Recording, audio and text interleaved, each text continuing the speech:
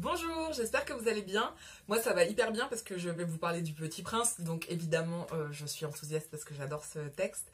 Et là j'ai un tout petit passage à vous proposer qui pour moi constituerait une très belle intro, si ce n'est de cérémonie, une belle intro d'une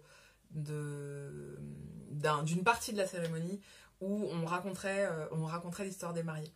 Et en fait, c'est la force du conte, c'est la force de la littérature, c'est son côté universel. Et je pense que chacun, en entendant ce texte, pourrait retrouver le début de son histoire d'amour, à des passages différents peut-être, mais chacun peut s'y retrouver. Je vous le présente.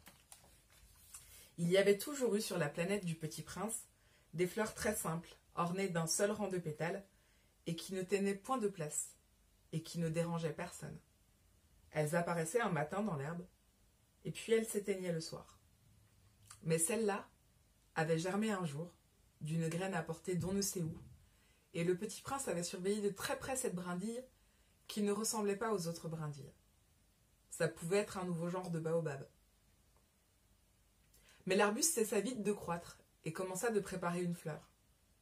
Le Petit Prince, qui assistait à l'installation d'un bouton énorme, sentait bien qu'il en sortirait une apparition miraculeuse. Mais la fleur n'en finissait pas de se préparer à être belle, à l'abri de sa chambre verte. Elle choisissait avec soin ses couleurs. Elle s'habillait lentement. Elle ajustait un à un ses pétales. Elle ne voulait pas sortir toute fripée comme les coquelicots. Elle ne voulait apparaître que dans le plein rayonnement de sa beauté. Et oui, elle était très coquette. Sa toilette mystérieuse avait donc duré des jours et des jours. Et puis voici qu'un matin, justement à l'heure du lever du soleil, elle s'était montrée. Est-ce que là on n'a pas juste ensuite envie de dérouler leur histoire? Non? Moi si, en l'occurrence.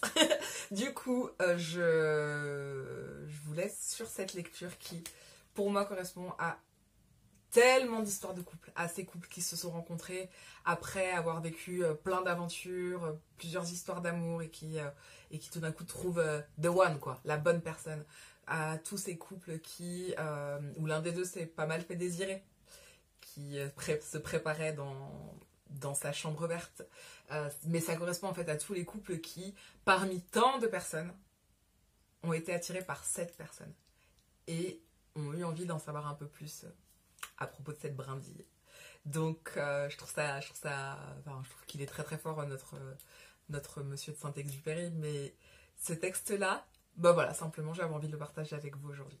Donc je vous souhaite une très bonne journée et je vous retrouve dans 15 jours pour une prochaine lecture. À bientôt.